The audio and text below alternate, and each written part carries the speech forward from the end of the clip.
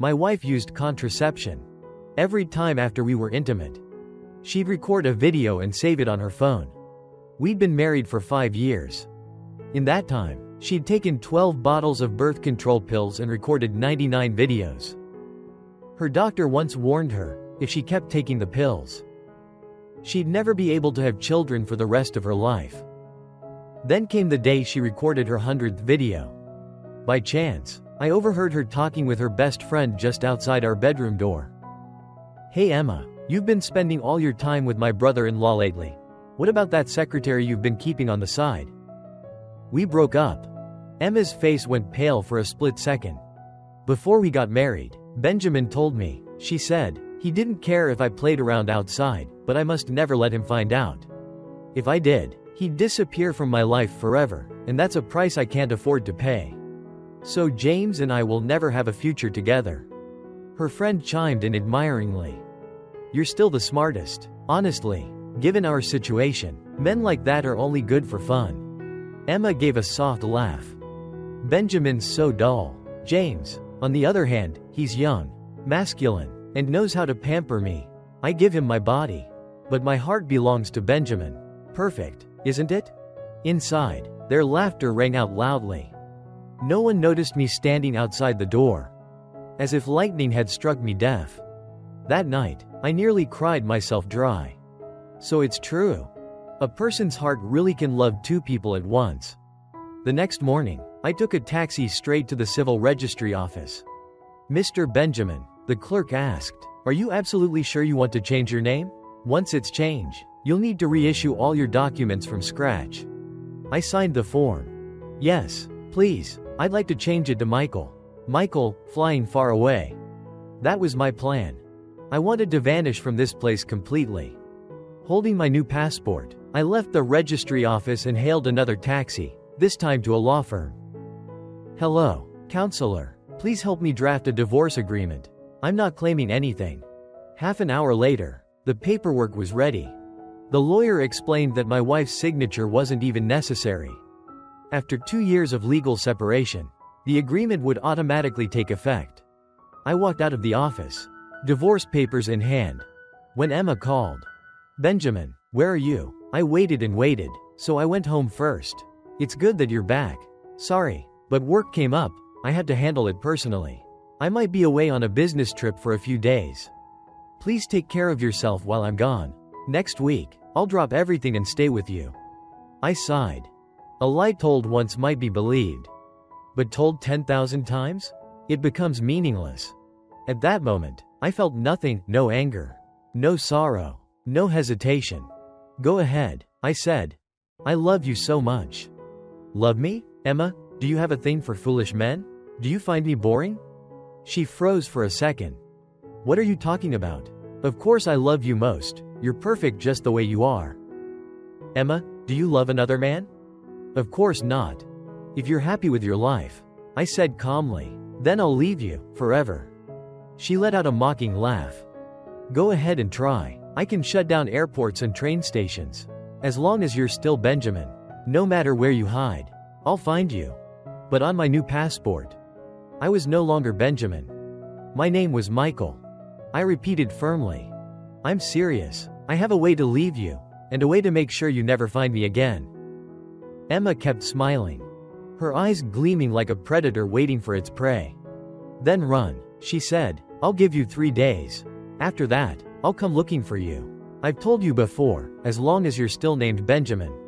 Even if you flee to the ends of the earth, I'll track you down. You'll never escape me," she said. I gave a faint smile. "Then let's see about that." 3 days until my flight took off. James sent me a photo. Emma sitting on a beach, grilling food. "Congratulations," the caption read. "We've created the fruit of our love. We're vacationing in the Maldives." I didn't reply. Instead, I gathered a few close friends for one last get-together.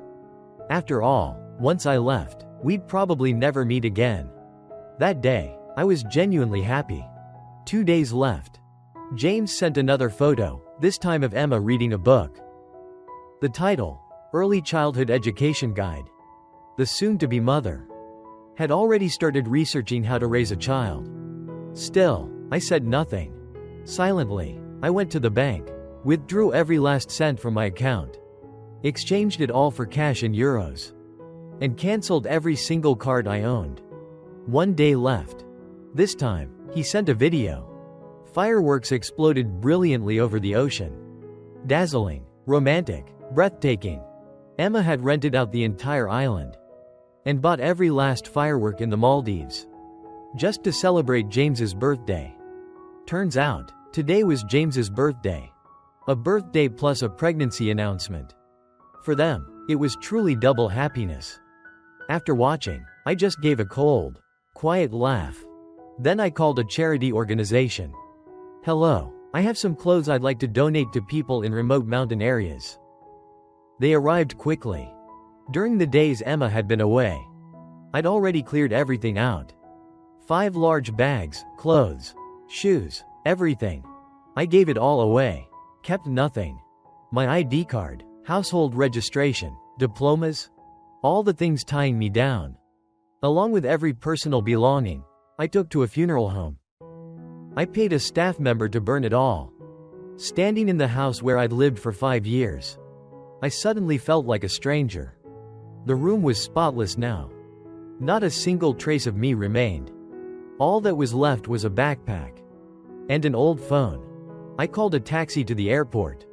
The moment the car pulled up to the terminal, my phone rang. Emma. Benjamin, I'm back from my trip. Come pick me up, let's go eat. She was already home. And right beside her, James.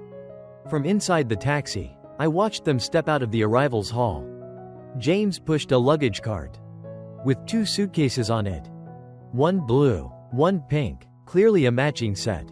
Emma looped her arm through his, nestling close against his shoulder. They looked like any happy married couple. Was your trip tiring? She asked him. Not too bad. Oh, remember you said I could open my gift today? I've been so excited, guessing every day what you got me. It's our wedding anniversary, so it must be something really meaningful, right? Yeah, he said, very meaningful, you'll see. Then wait for me, okay? I'll be home in about 2 hours. 2 hours. By then, my plane would already be beyond the country's borders. All right, see you soon. I love you, Benjamin. I hung up. I saw James frown, clearly annoyed. Emma tiptoed slightly and kissed him on the lips. A gentle gesture to soothe him. Sir, you haven't paid the fare yet. The driver reminded me. I pulled my gaze back, opened my PayPal e-wallet, and transferred every last dollar I had to him. The driver was stunned. Sir, you must have entered the wrong amount. It's $13, not $1.300. Let me refund the difference. No need, I won't be using it anymore anyway. Thank you. I stepped out of the car. He quickly added, I'll take you all the way to your gate, that's my responsibility. You've already paid, so don't be polite. I smiled. It's not the same. You're not just taking me to the airport. You're driving me down the road to rebirth, toward my future. I turned off my phone, pulled out the SIM card, and tossed it into a trash bin. Then I handed the phone to a child standing by the roadside. The kid cheered and thanks. I ruffled their hair. No need to thank me. The child's mother hesitated. This is too valuable, we can't accept it. Are you planning to go abroad? I asked. Yes, she said, we're heading to Africa to find the child's father. Then take it, you might need it there. Finally, they accepted. I waved goodbye. Safe travels. Over the airport speakers, an announcement blared. Passengers on flight H23, please proceed immediately to the boarding gate. Your flight is about to depart. I gripped my passport tightly, glanced back one last time, then walked resolutely toward the gate. Emma hung up the phone, feeling nothing out of the ordinary. James, on the other hand, was clearly annoyed. Wasn't today supposed to be all about me? It's over already? Now we'll have to go back to sneaking around again. Hearing that, Emma's tone turned slightly warning. Don't let Benjamin notice anything unusual. If he does, you know the consequences. James waved his hand dismissively. All right, you've reminded me 800 times already. Enough. though he sounded reluctant. Seeing her displeasure, he softened and tried to coax her. "I won't say it again. I was harsh with you, I'm sorry. How about I buy you some new shoes? What style do you like?" He looked up. "Or, how about we head back to the office? We've still got time before you go home. Let's squeeze in one more round." Emma hesitated. "I already told Benjamin I'd be home in 2 hours. So just say you're stuck in traffic. The highway to the airport is always jammed." She glanced at her watch. Still uncertain, James immediately pulled her close and kissed her deeply. At first, she pushed him away, but within seconds, her resistance melted into an eager embrace. After that scorching kiss, desire flared inside Emma. She leaned into him. James's face lit up with triumph. "Let's go back to the office. One last time, let's go wild." This time, Emma didn't refuse. She grabbed his hand and hurried toward the parking garage, leaving her luggage behind without a second thought. They couldn't keep their hands off each other in the car. And once back at the office, they lost themselves in passion for another 2 hours. Only when it was over did Emma remember she needed to call me. But the line only returned a robotic voice. "The number you have dialed is currently switched off." Emma froze. I had never turned off my phone before. Just then, James walked in with a cup of coffee. Sitting calmly beside her, no attempt to hide. "What's got you worked up?" His phone probably just died. "Here, this coffee's for you. I made it myself. Let me feed you a sip." On the surface, everything seemed normal, but deep down, Emma felt something was off. A hollow emptiness. Even the coffee tasted strangely bland. Out of place. "Never mind," she said. "Just get me a hot tea instead." James leaned in with a smirk. "Want to switch flavors again? Huh?" That word, again, irritated her. Her voice dropped, sharp and cold. "Don't push it. I'm not in the mood." "Oh, come on, you're overreacting. What could possibly happen to him? Sitting home alone?" This time, Emma was genuinely angry. "Go change it. Don't make me say it a third time."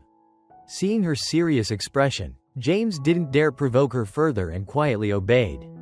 Just then, her assistant knocked and handed her the afternoon schedule.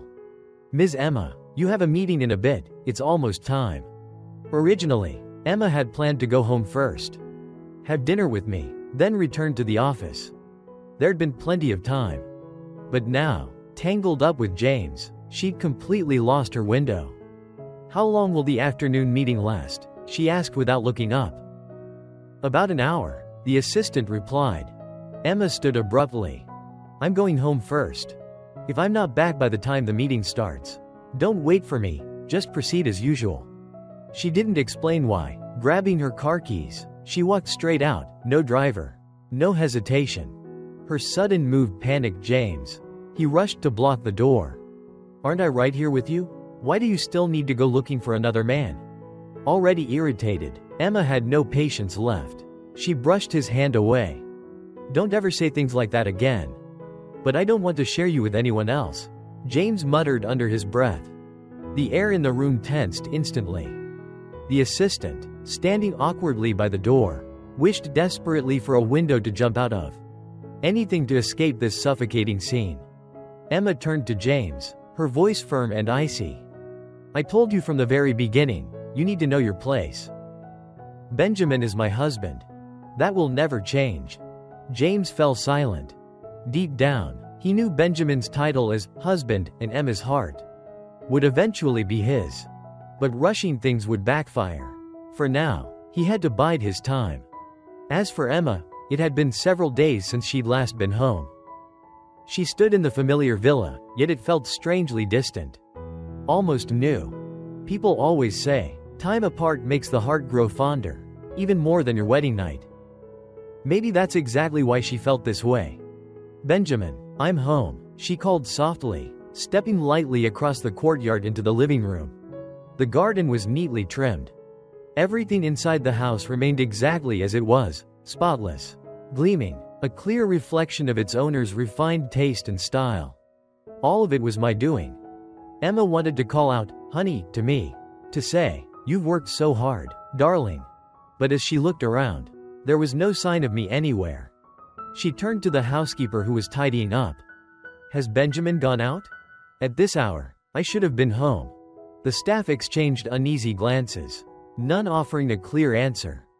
"We don't know, ma'am. We haven't seen him since this morning." Emma frowned, irritation flickering in her eyes. "You don't even know if he's had breakfast?" No one replied. Inwardly, they all resented the question. Shouldn't his own wife know where he is? Why ask us? Sensing something off, she let go of the tension and headed for the stairs herself. "Never mind. Asking you is useless. I'll find him myself." She assumed I was like I used to be back in school, sleeping in on lazy mornings. She walked quietly upstairs. But the bedroom was empty. The windows and curtains were wide open. Sunlight flooded the room, warm and inviting. Yet that warmth only highlighted the absence of the one person who should have been there. I was gone. Instinctively, Emma went to the desk. There, under a small box, lay an envelope.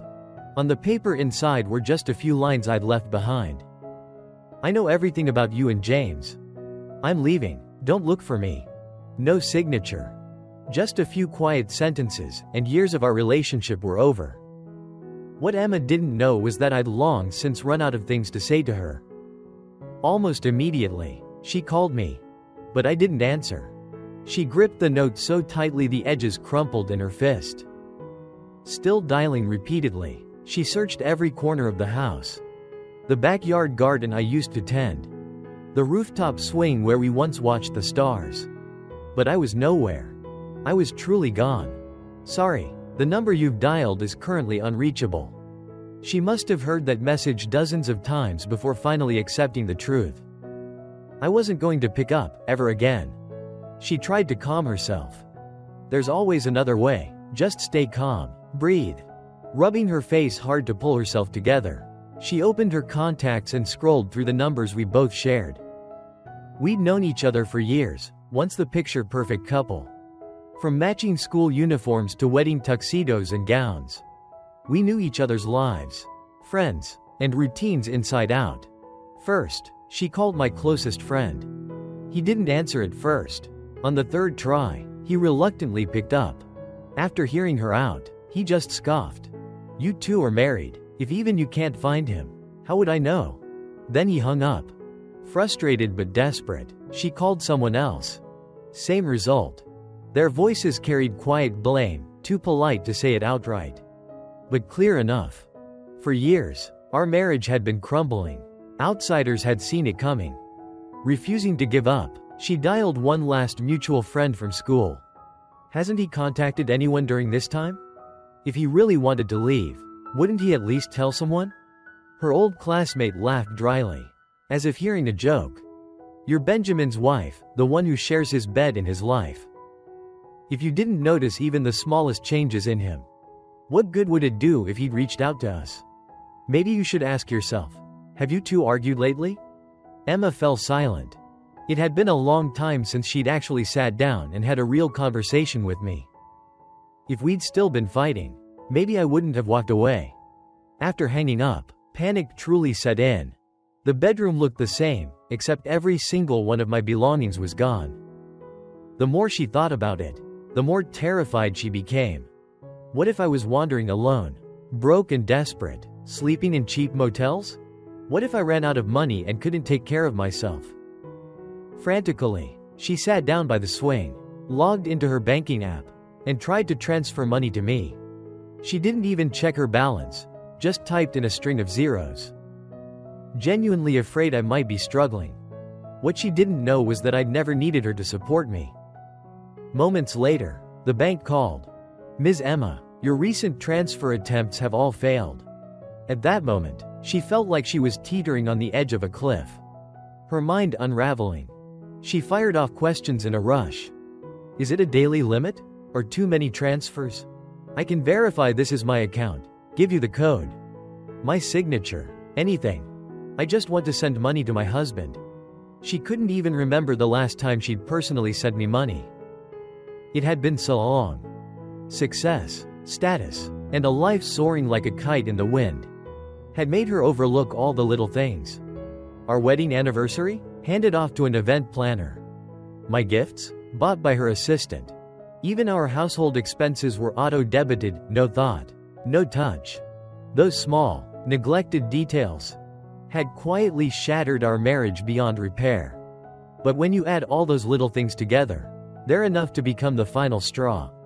Emma belatedly realized that, all this time, she'd unknowingly stood on the opposite side of me.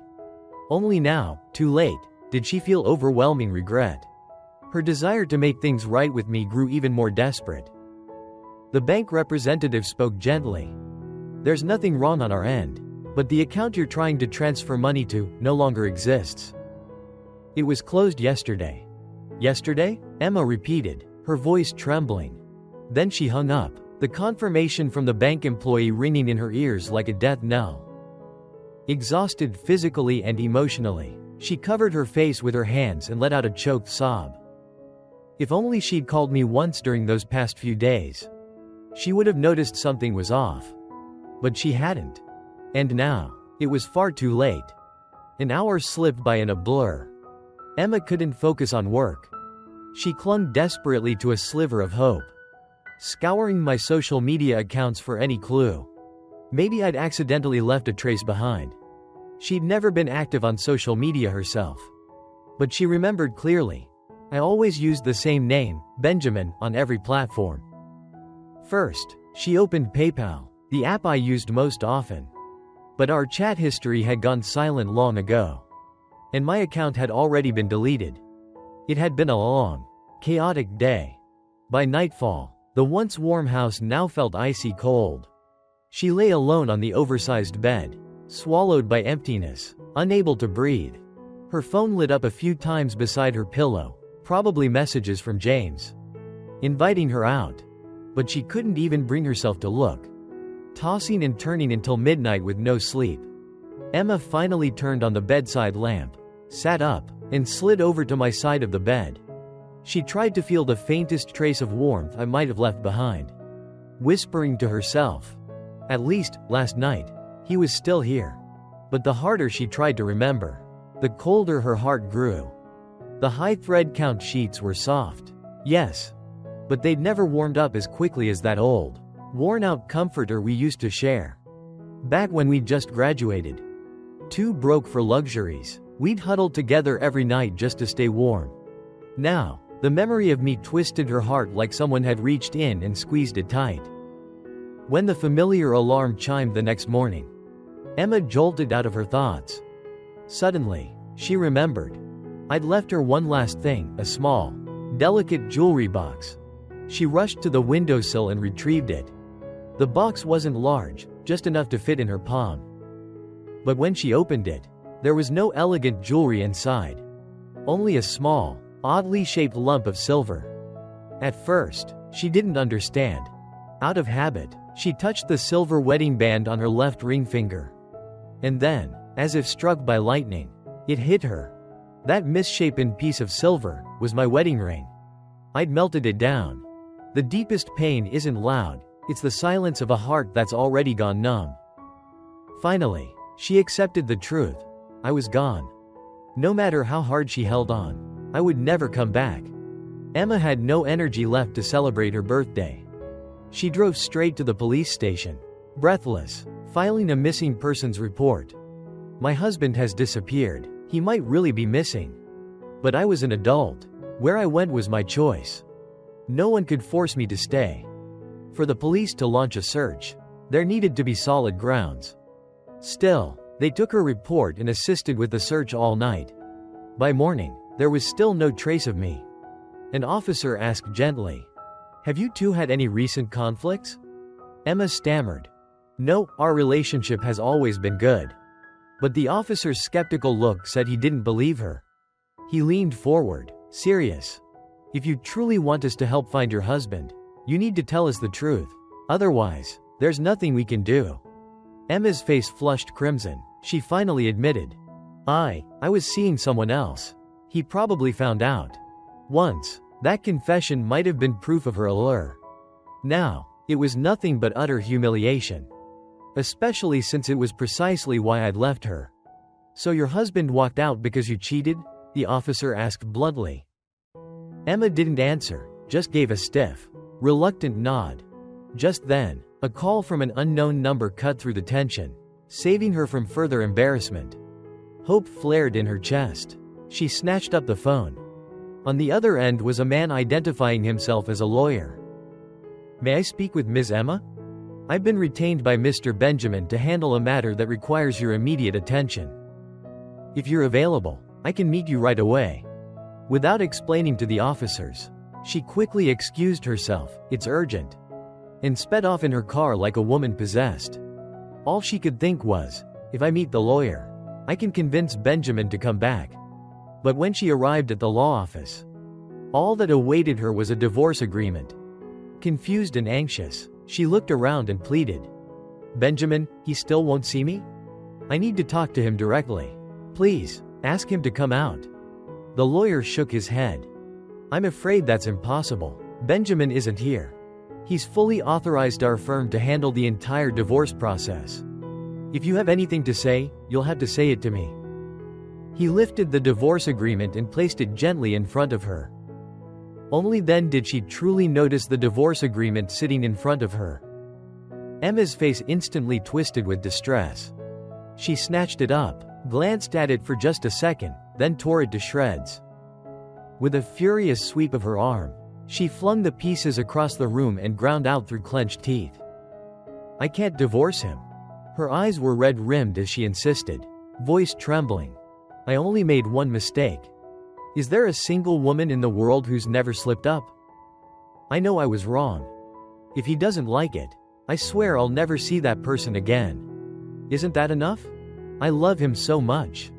If we just get one more chance to meet, I'll make him see, I'll make him feel it." The lawyer gave a calm, gentle smile. "Ms. Emma, since you admit you're at fault, you should also understand this. Divorce isn't just about mutual agreement. There's also a court ruling. Benjamin said that if you refuse to sign, he's authorized me to file for divorce immediately. He won't even talk to me about this himself?" Emma stared at the lawyer in disbelief, searching his words for any crack, but he remained politely composed. "Benjamin said he doesn't want to see you. Everything he needed to say, he's already kept it all inside." She let out a bitter, hollow laugh. "So that's what you call fortunate? He leaves me nothing but a few lines for his lawyer to deliver? Fine, I won't sign, no matter what. I've already torn up the agreement. I want to see him myself." The pain was so sharp it felt like her heart was being ripped from her chest. She trembled, as if something vital had just been violently torn out of her. The lawyer had clearly anticipated this reaction. Once she'd calmed slightly, he opened his briefcase and pulled out a fresh copy of the agreement. "Benjamin told me this would happen. He knew you'd tear up the first one, so he prepared extras." Emma shook with rage and grabbed the new copy, ready to shred it again. But the lawyer just smiled calmly. "Go ahead, tear up as many as you like. The original has already been signed by him. I can print more, feel free. Either way, he's already covered the costs." Her fury faltered, she swallowed hard, her tone softening instantly. "I'm sorry, I lost my temper just now. Can you at least tell me where Benjamin is?" The lawyer shook his head. "I'm sorry, but I don't know." The room turned icy cold. Seeing his unshakable composure, neither yielding nor provoking, Emma's expression darkened. "Then we have nothing more to discuss. No matter how many copies you print, I absolutely will not sign. If he wants to sue, let him sue. I refuse to believe I won't get another chance to see him before the trial. Before the hearing, I'll do everything I can to beg for his forgiveness. We've shared so many years, so many memories. If fate brought us together once, then as long as I keep trying, he'll come back to me eventually." The lawyer patiently explained the law. "Ms. Emma, the truth is, Benjamin doesn't even need your consent. If you've been separated for more than 2 years, the court can grant a divorce on the grounds of irretrievable breakdown of the marriage. He only hoped to part ways peacefully." Emma froze, as if struck. "No, he wouldn't cut me off like this. We loved each other so deeply. Can everything really be erased over one mistake?" She conveniently forgot the past 6 months, during which she'd completely neglected him. But the lawyer didn't care what she believed. He simply reiterated, "That's how the law works. If you think it's unfair, you can take it up with the law itself." Emma knew that was pointless. All she clung to now was a single, desperate hope. If I can just find Benjamin, if I can make things right with him, everything will change. Just then, her phone rang. It was the police. "Ms. Emma, we've located the last known signal from Benjamin's phone. Can you come right away?" "I'm on my way." She abandoned the divorce papers without a second thought. Rushing out, she punched the address into her GPS and sped off like a woman possessed. On her screen, the destination appeared. A desolate stretch of land, surrounded on all sides by nothing but wild, overgrown grass. The police were searching for something at the scene. The sight pierced straight through Emma's heart. Her mind instantly flooded with images from crime dramas. So overwhelmed she nearly fainted right then and there. A passing officer quickly caught her. "Ms. Emma, calm down." She forced herself to stand upright, her voice trembling as she asked, "Where is he? Have you found him yet?" She was convinced I'd taken my own life. Her expression crumpled, her insides shredded with grief. If only she'd known, she never would have told the police I was in danger when she filed the report. Her voice hoarse from crying, she choked out, blaming herself. "It's all my fault. He wasn't really missing. He just didn't want anything to do with me anymore. I've wronged him so badly." Her words tumbled out incoherently, her face twisted in sheer panic. One officer stepped forward, holding up an evidence bag. "Ms. Emma, we didn't find Benjamin's phone, but we did recover a SIM card.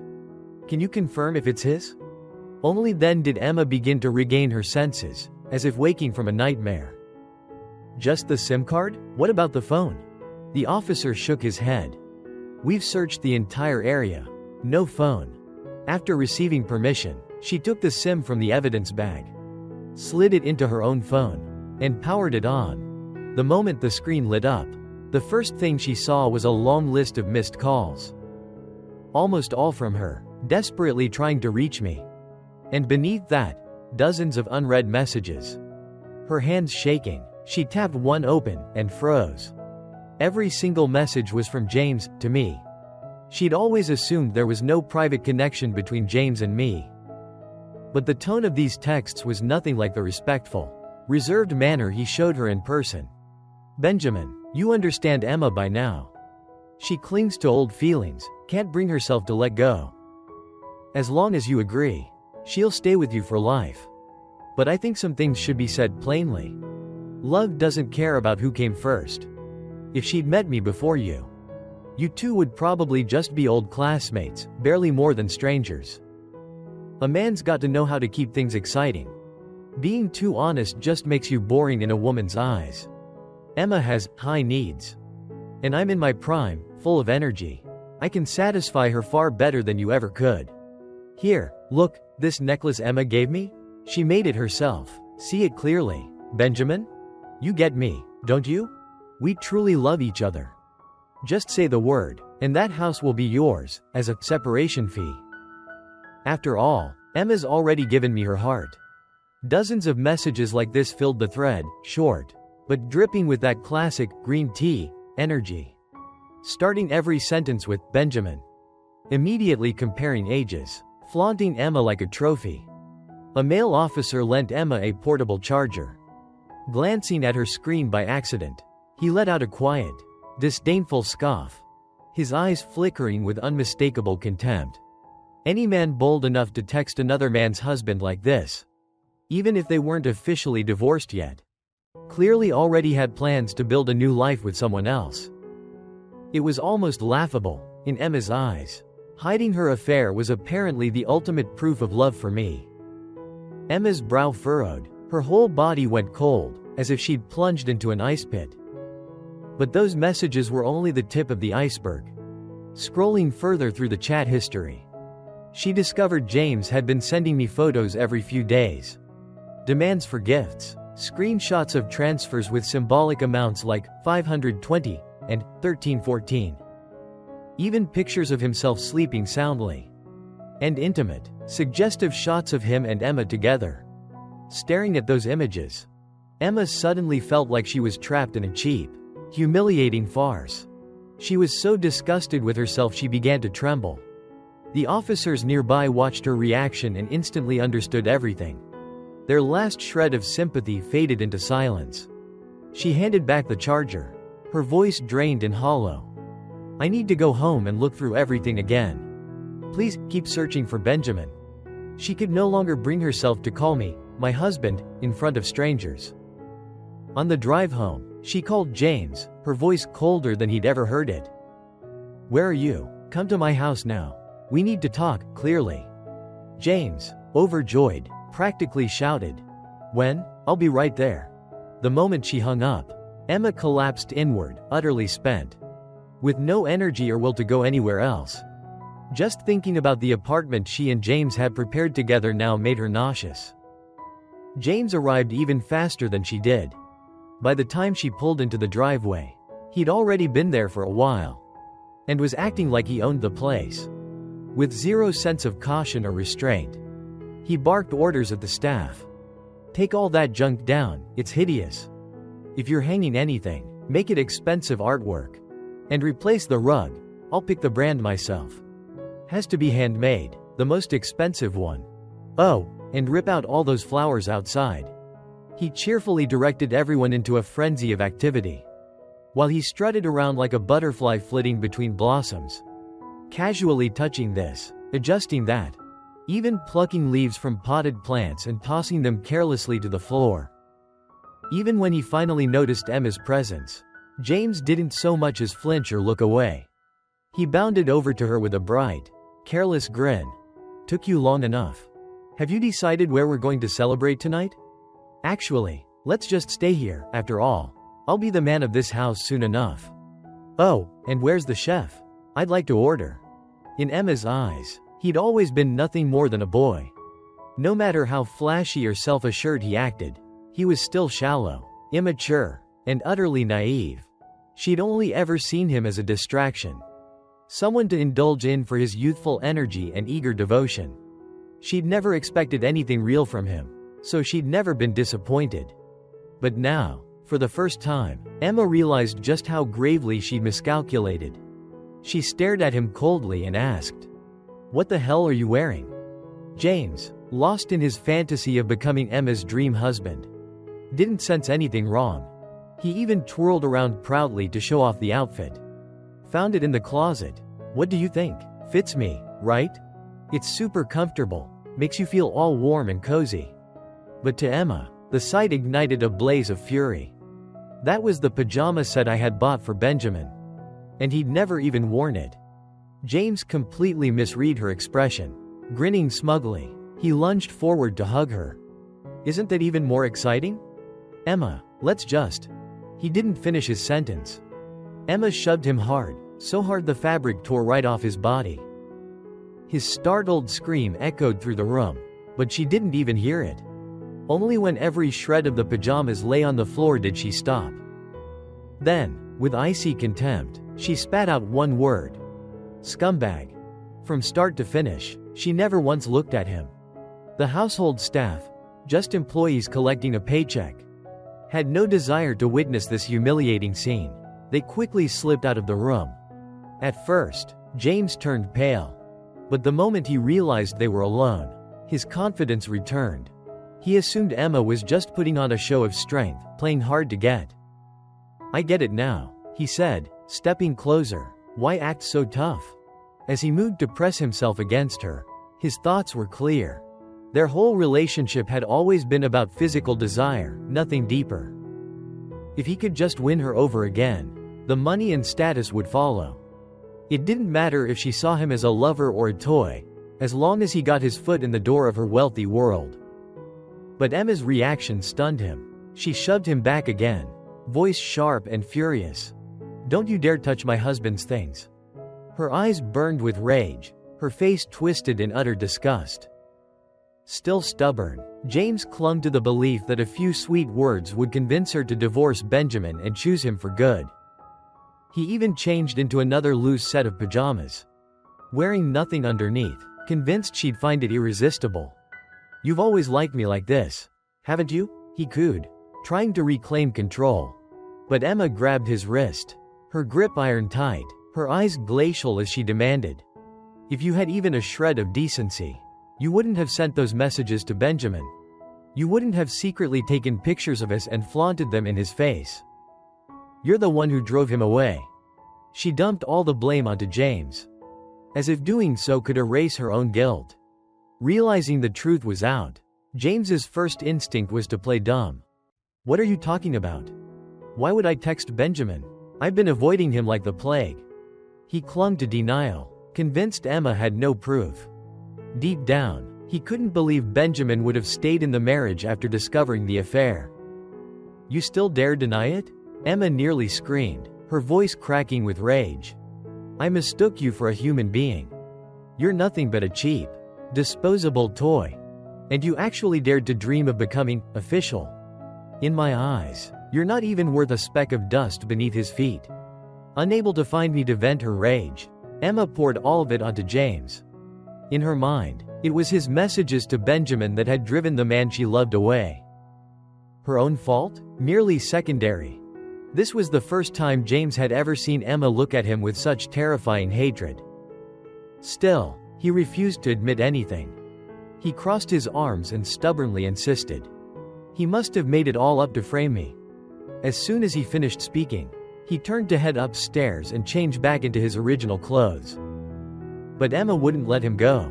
She yanked him back by the arm. "Emma, what are you doing?" James cried out in panic. Too exhausted to argue, she simply shoved my phone into his hands. On the screen were the unmistakable, compromising photos he'd sent, along with those deliberately provocative messages. James never imagined I'd actually hand the evidence over to her. In his shock, he blurted out, "But shouldn't he have just asked you for a divorce directly?" The moment the words left his mouth, he realized his mistake. He scrambled to cover it up. "I didn't mean it like that. I was just scared you'd get angry. Please forgive me this once. If it weren't for loving you so much, I never would have taken such a risk." Emma let out a cold, bitter laugh and cut him off. "Loved me? Or loved my status and my money? You know the truth better than anyone." Her words struck straight at his conscience. It was too late for regret. Because of someone like him, she'd driven me away. Still unwilling to accept defeat, James clung to her sleeve, eyes red with desperation. "Time will prove how sincere I am. Don't you see how genuine I am? I stayed by your side for you. Do you really think Benjamin ever truly loved you? If he did, he would have been jealous. But what did he do? He never even fought for you. He kept pleading. I only wanted to help you see his true colors. Otherwise, why would I risk sending those photos?" "Enough," Emma snapped, her voice icy. "You have no right to judge me. You wanted me to divorce him, didn't you? And you made sure you never appeared in any of those photos. Don't think I didn't notice. You planned this all along to force my hand, didn't you?" Emma was far clearer-headed now, but it was already too late. James tried to play dumb again, but Emma was utterly repulsed. Not giving him another chance, she picked up her phone and called the villa's security. "Remove the person who doesn't belong here." Moments later, security arrived. James refused to leave, thrashing and shouting, "Emma, you told me to come. Fine, I'll go, but you can't treat me like this." Emma turned and walked into the house without looking back, tossing over her shoulder one final, merciless line. "Don't ever let me see you again." Security dragged James out through the gates. His eyes stayed locked on the iron gate as it slowly closed. As if watching his dream of wealth, status, and luxury slip through his fingers forever. He screamed, his voice cracking with despair. "Emma, even without me, he'll divorce you sooner or later. This isn't my fault." But his words only drew more attention from passers-by. "What's wrong with this kid? It's freezing out here. Why's he running around half naked? Probably just got kicked out by the wife. Did you hear him? Bragging about breaking up someone else's marriage. He's actually kind of handsome. How could he stoop so low?" Has hands and feet but won't get a real job, clearly a gigolo. As they talked, people pulled out their phones and started recording. Terrified of losing what little reputation he had left, James covered his face and yelled toward the gate. Emma, CEO Emma. I'm leaving right now. But at least give me some clothes. The security guard went back to report, but Emma cut him off coldly. I don't want to hear another word about him. Outside the gate, James howled like a madman, crying, cursing, utterly unhinged. You think I needed you? If you hadn't glanced my way and made me fall for you, I wouldn't have given you a second look. You'll regret this. All women are petty, low down. At first, bystanders had just been watching for entertainment. But now, even more stopped to stare, eyes fixed on the ridiculous spectacle. Humiliated and flushed crimson, James snapped back. What are you all staring at? I'll call the police right now. An elderly neighbor shot back without hesitation. You think we want to watch? You chose to be a gigolo, wrecking someone else's family. Then got thrown out and are now making a scene for everyone to laugh at. Have you no shame? Those words sent James into a trembling fury. This was the second time in half a day he'd been publicly shamed like this. He screamed into the crowd, desperate to lash out. Who called me a gigolo? Who said that? The bystanders shot back, making James let out a mocking laugh. If you're not a gigolo, then what are you? If that woman truly cared about you, would she have let you run out into the street half naked? She clearly sees you as nothing but a toy, yet you still think you're the real partner? Houses in this neighborhood cost millions. Do you really expect us to believe you weren't just after her money when you rushed to ditch your old life? Those last few sentences cut like knives. James's face turned pale.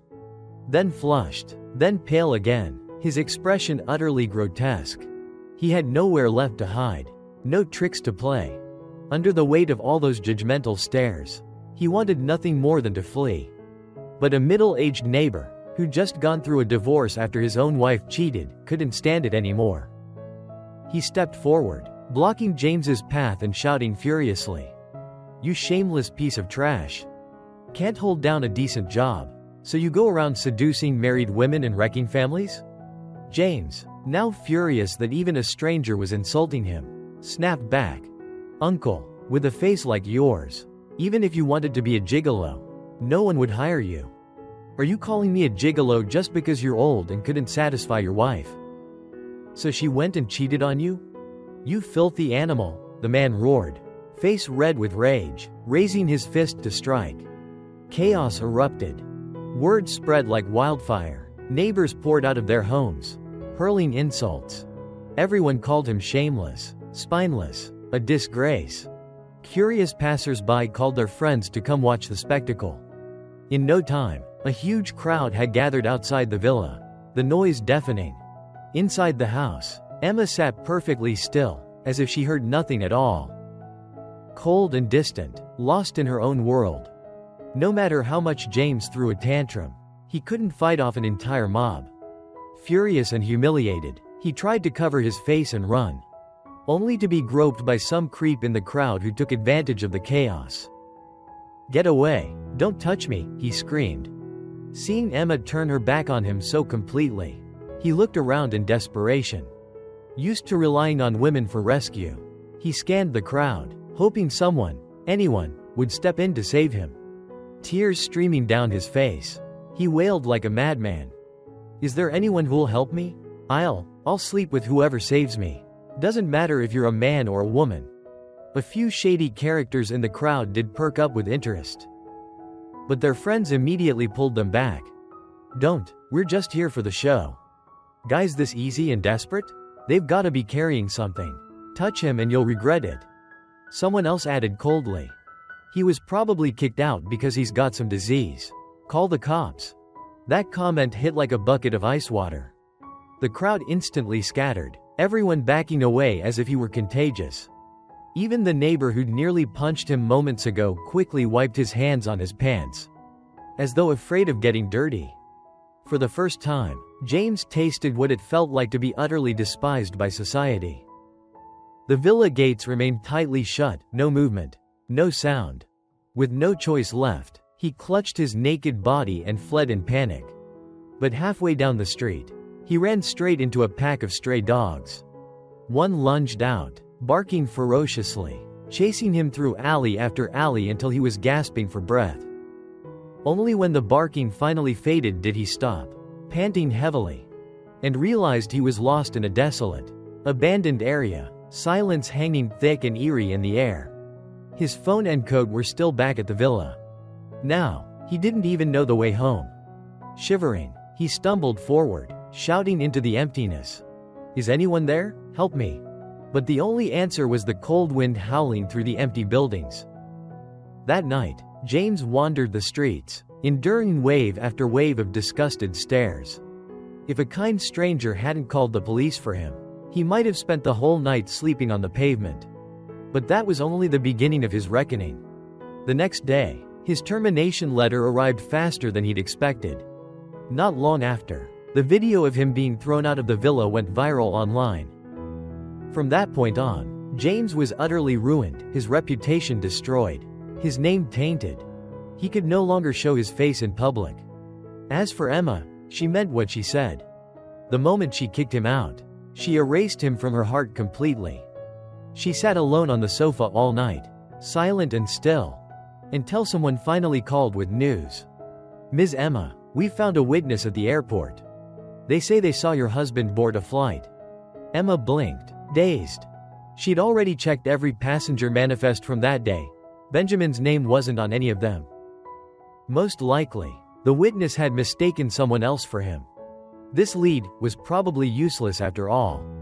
"I'll find another way." "Wait, go back," Emma said instantly, her eyes flashing with sudden clarity. "Don't ignore any lead. Which flight did the witness see him board?" "Seems like it was to Norway." "Book me a ticket to Norway, right now." Emma snapped back to life in an instant. She didn't even stop to change clothes, just grabbed her ID and rushed out the door. Her heart burned with urgency. But she knew visas and flights couldn't be arranged in a moment. By the time she finally set foot on Norwegian soil, coordinated with the local embassy and police, and tracked down his address, it was already 3 days later. She pounded on the apartment door, called out, "Benjamin," and tried to push her way in. But the landlord, busy cleaning, blocked her, eyes narrowed with suspicion. "Who are you?" I'm looking for him," Emma blurted out. Then suddenly remembered, he wasn't using his old name. She quickly corrected herself. "I'm his wife. We had a misunderstanding. I just need to talk to him and clear things up." The landlord glared, voice sharp. "There's no one here by that name." "No, Benjamin. That Latin-sounding name? Never heard it. The tenant here is named Michael, not the person you're looking for." "You've got the wrong place." "Michael?" Emma froze, her mind reeling. "Are you absolutely sure you're not mistaken?" The landlord frowned, clearly annoyed. "If you don't believe me, fine." She started to shut the door. Refusing to lose this lead, Emma quickly pulled out cash. "Consider this rent paid on his behalf. Please, just tell me, when did he move in? Did he contact anyone while he was here?" The landlord took the money, but still refused to say another word. Emma left with nothing. In recent days, she'd been crushed by wave after wave of despair. It felt as if he'd vanished from the earth entirely, leaving no trace behind. Defeated and hollow, she finally returned home. From that day on, she stopped going to the office entirely, locking herself inside the house. Whenever her assistant called to report on work, she'd cut him off with the same question. "Any news about him yet?" "No, not yet. The missing persons notice has been posted, but there's still no update." Everything was being handled exactly as Emma had instructed. Now, she clung only to a fragile thread of hope. When she heard there'd been no progress, she didn't get angry, didn't give new orders. She simply replied, eerily calm, "I see," then hung up. Her assistant broke into a cold sweat, even in broad daylight. He immediately sensed something was deeply wrong. In the days that followed, he called repeatedly, but her responses grew shorter and shorter. At first, it was, "Understood, keep going." Later, Just vague, indifferent grunts. Deeply worried, he feared she'd been pushed past her limits. That her mental state was collapsing. That she might shut herself away until she wasted away. He urgently contacted Emma's parents to check on her. As soon as they heard their daughter was in trouble, they rushed over. The household staff still followed the routines Emma had set before. Everything ran smoothly, orderly. Only the mistress of the house was nowhere to be seen. Emma's mother anxiously stopped a maid in the hallway. "Where's my daughter? Why isn't she coming out?" In the past, whenever her parents visited, Emma always greeted them herself. But today, there was no sign of her, not even a glimpse. Their calls went unanswered. The maid stammered. "Ms. Emma, she's been locked in her bedroom. She won't let us disturb her." "So she hasn't come out at all? What about food? Hasn't anyone brought her meals?" "She refuses to eat. We don't know what else to do. Anyone who knocks gets yelled at." Emma's parents exchanged a heavy look, dread settling in their chests. They realized how serious this had become. The bedroom door wasn't locked, but no matter how long they knocked, there was no reply. Finally, they pushed it open. The sight inside left them stunned. The floor was completely covered in sheets of paper, scrawled with writing, no space to step. Emma sat cross-legged on the ground, head bowed, pen moving endlessly across page after page. Sunlight flooded the room, yet she was shrouded in shadow, lost in a world of her own. Her father bent down and picked up a sheet. On it, over and over again, was the same sentence. "Benjamin, I was wrong." Her mother shuddered, goosebumps rising on her arms. She stepped closer and saw her daughter's hand trembling, eyes vacant. Still writing that same line, again and again.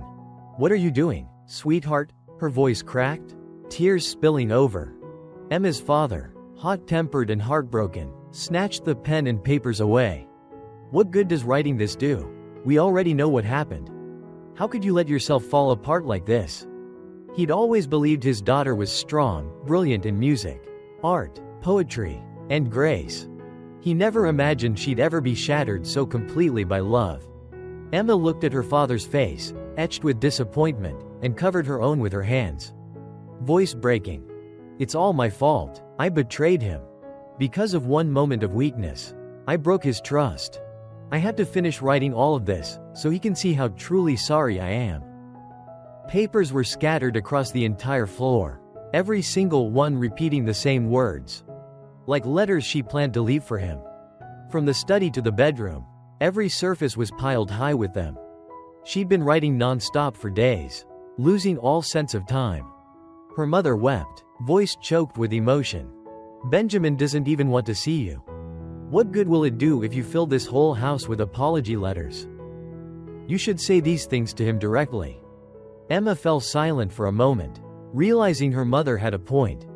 But she was already too far gone, her eyes red and swollen. She insisted stubbornly. "He'll know. As long as I finish writing all of this, he'll forgive me. I just have to be sincere enough." Her voice was hoarse, her gaze feverish, almost unnatural. Mid-sentence, she suddenly snatched back her notebook and began writing again, trembling as she whispered, "Benjamin, I was wrong? You'll forgive me, won't you?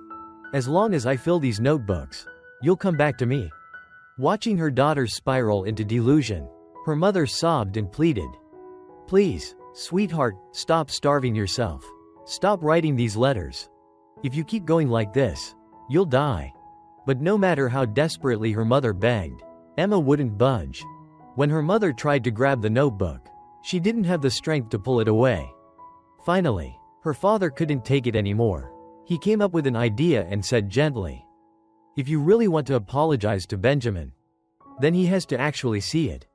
There's this popular TV show right now, Finding Loved Ones. Sign up for it. Go on camera, in front of everyone, and apologize to him yourself. The show's trending, and with your public profile, it'll definitely get attention. Who knows, maybe somewhere out there in the world, he'll see it." Emma immediately agreed. She proactively signed up, and even paid extra to guarantee a guest spot. The show's producers, sensing juicy drama from her high-profile divorce, ramped up promotion. Even before it aired, the episode was already causing a media frenzy. Though consumed by despair, Emma cleaned herself up for the show, bathing, styling her hair, putting on makeup. Before leaving the house, she deliberately wore the dress I'd bought her right after our wedding. From the time when our love was still fresh and passionate. When we kissed each other goodbye every morning before heading out the door. But all that beautiful past, she'd destroyed with her own hands. The studio audience was packed, everyone there because of the divorce scandal. The host took one look at Emma and saw how hollow and exhausted she appeared. During the opening questions, when asked about the reason for the divorce, she didn't dodge or deflect. She confessed openly. "I'm here today because I want to apologize to my ex-husband, Benjamin. Everything that happened was my fault. I cheated on him, that's why he left. All I ask is for his forgiveness and one more chance." As she spoke, her voice cracked with raw, genuine remorse. After the show's team aggressively promoted the clip, it spread like wildfire online, sparking massive public reaction. People dug up my old interviews, even tracked down the identity of the other man, James. Yet amid all the noise and speculation, there was still no word from me. Emma waited several days, then called her assistant. "Put my apology video on the company's homepage. Leave it there until we get news about Benjamin, then take it down." The assistant hesitated, but Emma was adamant. And not just that. Buy every major ad slot on social media. Both domestic and international. Top of the page, full-size banners. Include my personal phone number, anyone with information about him can contact me directly. What started as a simple missing persons plea, amplified by her fame and the scandal behind it, became a national sensation. Emma believed that after going this far, even if I were the coldest person alive, I'd finally call. But I stayed silent. Her phone remained on 24/7. The ringer turned all the way up. Yet not a single call came from me. Then, a few days later, an unknown number rang. The voice on the other end cut straight to the point. "That reward in your missing persons post, is it real?" "Of course it is." "Then transfer me $100, and I'll tell you where I saw him yesterday." Without hesitation, Emma sent the money. Her judgment had long since been eroded by desperation. But when the caller only mumbled a vague domestic address, she let out a bitter laugh and hung up. She knew she'd been scammed, but she no longer had the energy to chase it down. After that day, similar calls kept pouring in. Everyone claimed to have seen me somewhere, then demanded reward money from Emma. She knew full well how many of them were scammers. Yet she kept sending payments, just to cling to that sliver of hope. But every dollar vanished like stones dropped into the ocean, leaving not even a ripple behind. Emma didn't care. Now, that fragile hope was all she had left to keep herself from falling apart. Even when callers insisted on meeting in person, she went. Some actually showed up, but many were scruffy men with obvious ulterior motives. More than a few bluntly said, "Ms. Emma, I've got plenty of young, strong guys under me. If you're feeling lonely, any of us would be happy to keep you company." They were clearly gigolos, men who sold themselves. Emma dismissed them outright, without a shred of politeness. Soon, even the scammers stopped bothering her. Her phone fell silent all day long, so quiet it felt colder than she did. And so, a month passed. Then, the inevitable happened. That afternoon, the housekeeper noticed Emma hadn't left her bedroom all day. Even her usual sharp, "Don't disturb me," had gone quiet. Worried, they pushed the door open, and found her collapsed on the floor. Unconscious, her breathing shallow and weak. They rushed to call an ambulance and had her taken to the hospital immediately. In less than a month, Emma's parents had visibly aged. They sat outside the emergency room, haggard and pale, looking as if they might faint at any moment. Just then, the doctor stepped out with grim news. The patient is in a coma due to severe dehydration and malnutrition. Moreover, she's miscarried. Her psychological condition is extremely critical.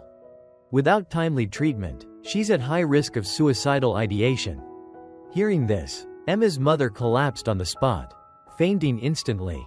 Her father reeled, but he had to stay strong. His wife and daughter still needed him. Gritting his teeth, he signed the consent forms and paid the hospital fees. Once Emma's condition stabilized slightly, he recorded a video right there in her hospital room. In it, his hair had turned snow white, his eyes brimming with tears. As he pleaded with me, begging me, for the sake of our past, to come back and save Emma's life. But across the ocean, I knew nothing of any of this. I'd made a firm decision to sever all ties with my past, including Emma and everything connected to that company, which was why I'd left in the first place. Now, in Senja, Norway, I lived in a small wooden cabin. Winters here were bitterly cold.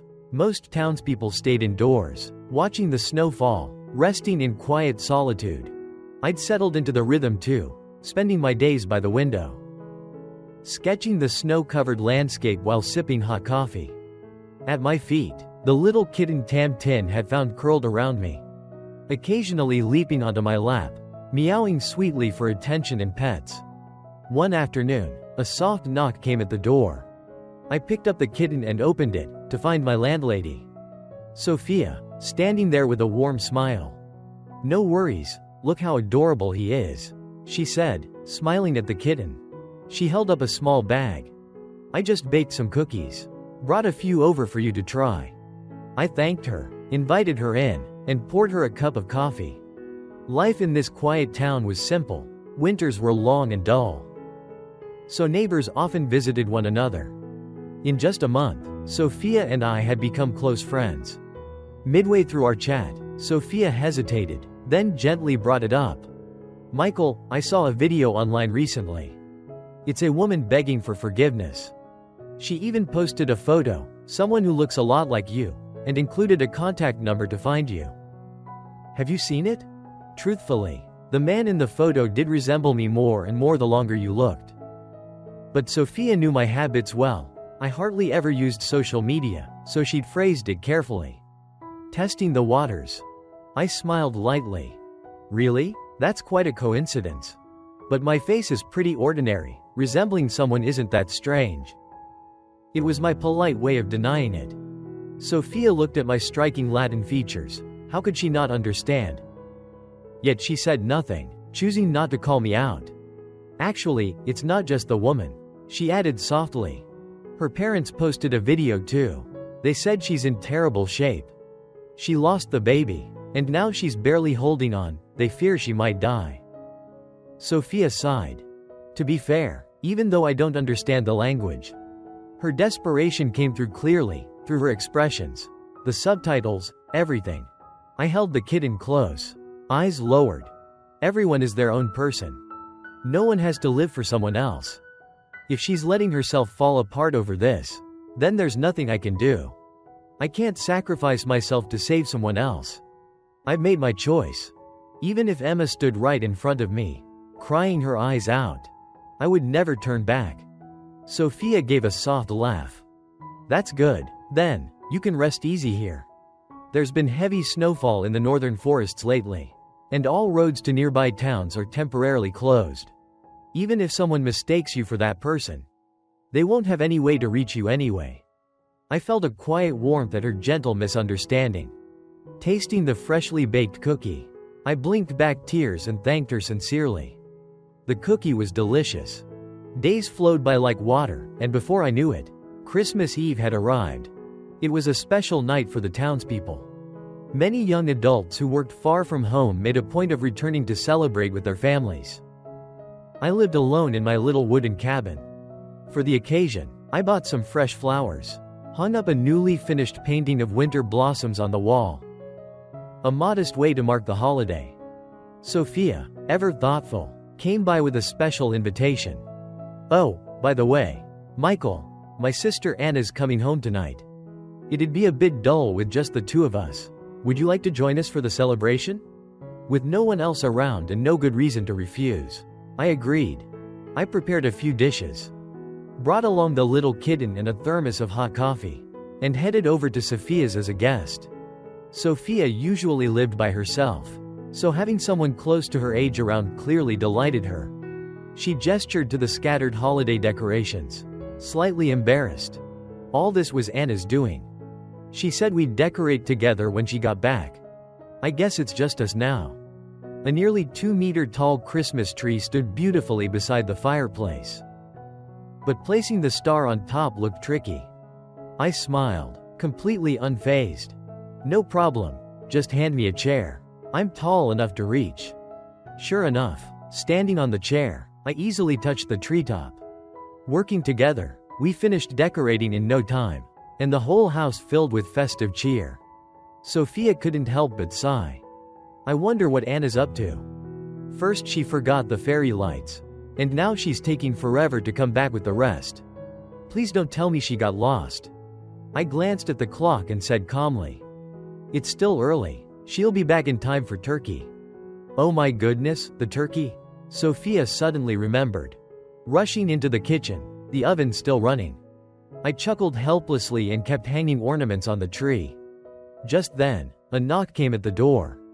I opened it to find a pretty young woman standing outside. Thinking I was Sophia, she cheerfully held up a string of lights. I brought the... Her words cut off mid-sentence as she realized the person before her was a stranger. We stared at each other for a beat. I saw nothing odd in it and simply smiled. "You must be Anna. I'm Michael, the one renting from your sister. Sophia. She's in the kitchen finishing the turkey. She'll be out soon." Anna looked at me with wide, sparkling eyes and for a long moment didn't move or speak. Only when Sophia called from the kitchen, "What are you standing there for? Come help me carry the turkey," did Anna snap out of it, dashing inside like an eager puppy clutching her string of lights. A moment later, she reappeared at Sophia's urging and handed the lights to me. Throughout it all, she didn't dare look at me once. Her fair cheeks flushed a soft, shy pink. That Christmas Eve, the three of us gathered around the tree, sharing roast turkey and homemade Christmas cookies. Finally, when it was time to exchange gifts, Anna gathered all her courage, looked at me with her bright blue eyes, and asked honestly, "Will you be my boyfriend?" No games, no pretense, just the most straightforward confession. I placed the Christmas gifts I'd prepared for the two sisters on the table and gently shook my head. "I'm sorry, I think I'll be leaving here someday." Anna bit her lips softly and whispered, "Where will you go? Somewhere far away?" I shook my head again, offering a quiet, bittersweet smile. "Maybe I just want to find a quiet place. Somewhere I can live in peace. Free from the past, and from things that were never truly mine." Anna looked disappointed, but she still smiled, as if accepting something beyond her control. She set the string of lights gently on the table and murmured, "Then, will you at least stay a little longer to celebrate Christmas with us?" I glanced at Sophia, who watched me with warm, hopeful eyes, clearly wishing I'd say yes. In the end, I nodded. "All right, just a little while." We sat together by the glowing tree, sharing stories of past holidays, meaningful gifts we'd received, and simple dreams we'd once held. Anna excitedly described her plans for decorations and the Christmas cookies she wanted to bake. I listened, smiling, occasionally sipping my hot coffee, feeling its warmth spread through me. Outside, snow fell silently, blanketing the narrow path leading to the cabin. Soft golden light spilled from the windows, filling the room with warmth, melting, just a little, the loneliness that had settled inside me. That night, as Anna drifted off to sleep on the sofa, I stepped out onto the balcony, gazing up at the starry sky shimmering above the snow-covered earth. I felt something tender stirring in my chest, though I couldn't yet let go of the past entirely. I finally understood I could move forward without being chained to it. The little kitten leapt onto my shoulder, nuzzling my neck, as if reminding me that no matter where I went, there were still gentle threads tying me to this simple, peaceful life. I bent down, stroking the kitten, and smiled. Maybe this will be a Christmas I'll remember. The whole town lay hushed beneath golden lights and quiet laughter. And for the first time in a long while, my heart felt just a little lighter. Free of fear, free of desperate hope, filled only with the quiet, warm beauty of the moment. Like snow falling slowly, gently covering every old wound.